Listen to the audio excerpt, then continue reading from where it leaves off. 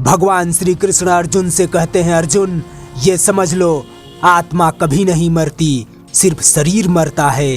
तो धृतराष्ट्र कहते हैं हंसते हुए ये श्री कृष्ण का तत्व ज्ञान सुनने में तो बड़ा अच्छा लगता है। संजय कहते हैं, हाँ महाराज, ऐसा लगता है जैसे कानों में अमृत टपक रहा हो। दोस्तों अगर वीडियो अच्छा लगे तो चैनल सब्सक्राइब कर देना। वीडियो में आगे बढ़ते हैं। कृष्ण कहते हैं, हे अर्जुन, इस परम सत्य को तुम अच्छी तरह समझ लो कि विश्व में केवल शरीर नाशवान है, किंतु आत्मा अविनाशी है। शरीर के मरने पर आत्मा कभी नहीं मरती। आत्मा न कभी जन्म लेती है और ना ही कभी मरती है अर्जुन। वह अजन्मा, नित्य, सनातन और पुरातन है, जो शरीर को भी मारे जाने पर वह नहीं मारी जाती। धृतराष्ट्र यह कहते हुए हंसता है, नाहन्यते नाहन्यमाने शरीरे कृष्ण का तत्व ज्ञान सुनने को तो बड़ा अच्छा लगता है। धृतराष्ट्र का सेवक संजय कहता है, हाँ महाराज, ऐसा लग रहा है जैसे कानों में अमृत टपक रहा हो। उनके श्री मुख से निकलने वाला हर एक शब्द हीरे मोतियों में तौलने योग्य है। और श्री कृष्ण ज्ञान का यह भंडार इतनी उदारता से लुटा रहे हैं कि उसे समेटने वालों की झोलियां छोटी पड़ जाएंगी। धृतराष्ट्र हंसते हुए वाह संजय, तुम तो अर्जुन से पहले ही कृष्ण के लच्छेदार बातों में उलझ गए हो। अरे ये कृष्ण बहुत ही चतुर है। वह जानता है कि अर्जुन को इतनी आसानी से अपने जाल में नहीं फंसाया जा सकता।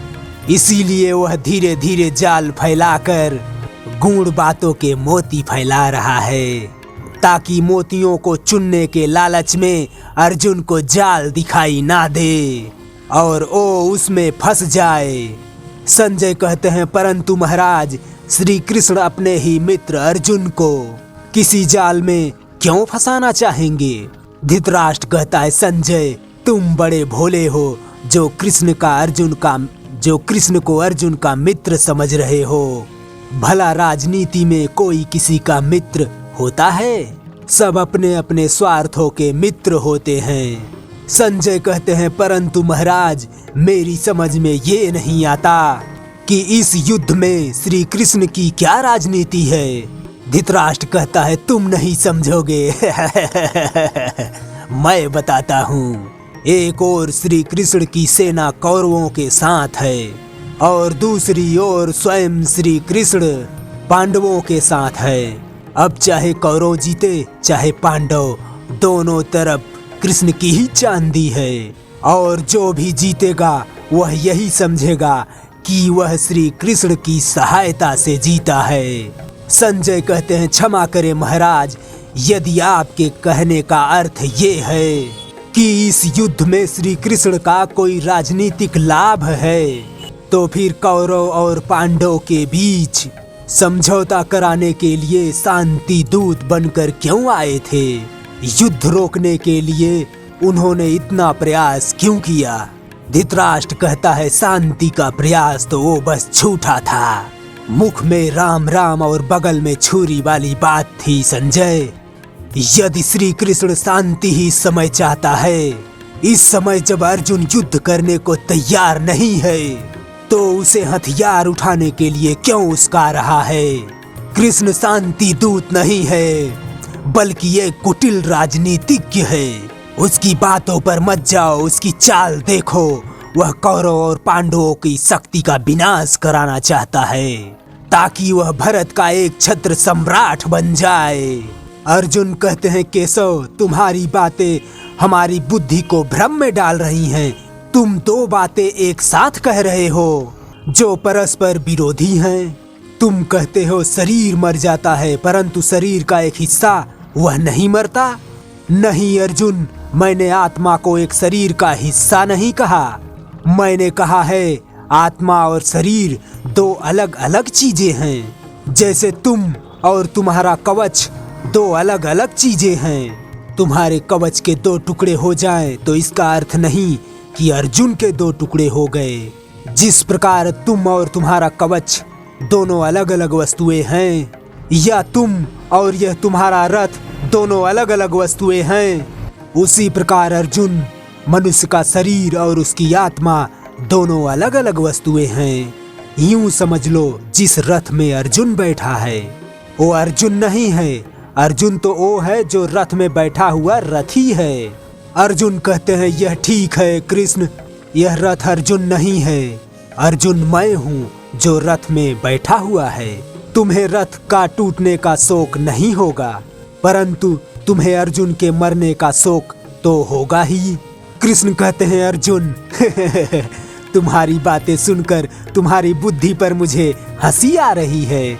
अपनी तरफ से तुम बड़ी बड़ी पंडितों जैसी, ज्ञानियों जैसी ऊंची बातें कर रहे हो, परंतु तुम्हें ये पता नहीं कि जो सचमुच ज्ञानी होते हैं वो ना उनका शोक करते हैं जो मर गए हैं, और जो ना उनका शोक करते हैं अभी जो नहीं मरे हैं, क्योंकि वो जानते हैं जो मर गया है वह फिर जन्म लेगा, और जो अभी जीवित है वह अवश्य मर जाएगा। मरने वाला फिर जन्म लेगा, क्योंकि शरीर का नाश होता है पार्थ। शरीर के अंदर जो आत्मा है वह कभी नहीं मरता। हे पार्थ, इस संसार में दो ही वस्तुएं हैं, एक शरीर और दूसरा शरीर में रहने वाला शरीरी। जो शरीर में रहने वाला आत्मा रूप शरीरी है वह कभी नहीं मरता, और जो शरीर है वह सदा रहता नहीं।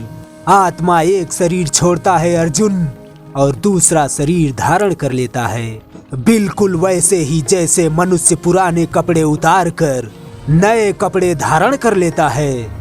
हे अर्जुन, केवल इतना समझ लो, मृत्यु एक दरवाजा है जिसके अंदर जाते समय आत्मा पुराने शरीर छोड़ देती है। वास्तव में मृत्यु और जन्म के दो दरवाजे हैं जो एक दूसरे के आमने सामने हैं। प्राणी जब मृत्यु के दरवाजे पर पहुंचता है तो उस शरीर की मृत्यु हो जाती है। फिर आत्मा का प्रकाश उस शरीर को छोड़कर आगे चला जाता है। फिर वह प्रकाश नए जन्म के दरवाजे में प्रवेश करता है, जहां जीवात्मा को फिर से एक नया शरीर प्राप्त हो जाता है, और वहां से उसके जन्म की नई यात्रा शुरू हो जाती है। हे पार्थ, आत्मा नित्य है, इसलिए वह नहीं बदलती। शरीर नाशवान है, इसलिए एक ही आत्मा के कई शरीर बदलते हैं। इसलिए वह नए जन्म में नए नए शरीर धारण करता रहता है। हर नए जन्म में आत्मा नए नए शरीर तो बदलता ही है, बल्कि हर एक जन्म में उसे जो शरीर मिलता है वह एक शरीर भी उसी जन्म में बदलता रहता है। अर्जुन कहते हैं, हे केशव, ये बात मेरी समझ में नहीं आई कि मनुष्य को एक जन्म में तो एक ही शरीर मिलता है। कृष्ण हंसते हुए एक नहीं, अनेक शरीर मिलते हैं एक ही जन्म में। अर्जुन कहते हैं, मैं अब भी नहीं समझा केशव। कृष्ण कहते हैं, मैं समझाता हूँ पार्थ, याद करो अपना बचपन। उस समय अर्जुन का शरीर कैसा था? अर्जुन कहते हैं, एक बालक का। कृष्ण कहते हैं, वह शरीर आज कहाँ है? अर्जुन कहते हैं, वह शरीर तो बदल गया इस शरीर में। कृष्ण कहते हैं, अर्थात वह शरीर नहीं रहा, आज तुम्हें एक युवक का शरीर मिला है। इसी प्रकार प्राणी को जो जन्म के समय शिशु का शरीर मिलता है, वही शिशु का शरीर काल के प्रभाव से एक बालक का शरीर हो जाता है। फिर वह किशोर अवस्था में आता है, फिर वह जवान पुरुष का शरीर बनता है, फिर अधेड़ उम्र का और फिर बूढ़े का शरीर लेकर अंत में एक सूखे पत्ते की तरह जीवन के वृक्ष से टूटकर गिर जाता है पार्थ। इस प्रकार जो शरीर पल पल छिन छिन अपने विनाश की ओर बढ़ रहा है, उस शरीर का मृत्यु का शोक ज्ञानी जन नहीं करते। फूल की भांति हमारे शरीर प्रकृति के कारण जन्मते हैं, बच्चे बनते हैं, जवान होते हैं, फिर वही जवानी मुरझाने लगती है जिसे बुढ़ापा कहते हैं। जब उस वृद्ध शरीर को आत्मा छोड़ देती है तो उस शरीर की मृत्यु हो जाती है। अर्जुन कहते हैं, परंतु वह आत्मा कहाँ चली जाती है? कृष्ण, शरीर के बिना आत्मा कहाँ और कैसे वास करती है? कृष्ण कहते हैं पुराना शरीर छोड़ने के बाद आत्मा नए शरीर में वास करती है। किसी शिशु के शरीर में चेतना रूप होकर आ जाती है। फिर वही चक्र शुरू हो जाता है। फिर वही जन्मना, रेंगना, उठकर चलना, फिर लड़खड़ाना और गिर जाना। ये सब शरीर के कौतुक हैं अर्जुन। इतनी बात समझ लोगे अर्जुन तो तुम्हें ना किसी के मरने का शौक होगा और ना ही तुमको मृत्यु का भय होगा। तो दोस्तों, अब तक का वीडियो आपको कैसा लगा? ठीक ठाक लगा हो तो भैया प्लीज चैनल सब्सक्राइब कर देना, वीडियो को लाइक शेयर भी कर देना। वीडियो देखने के लिए धन्यवाद। Thank you. जय हिंद।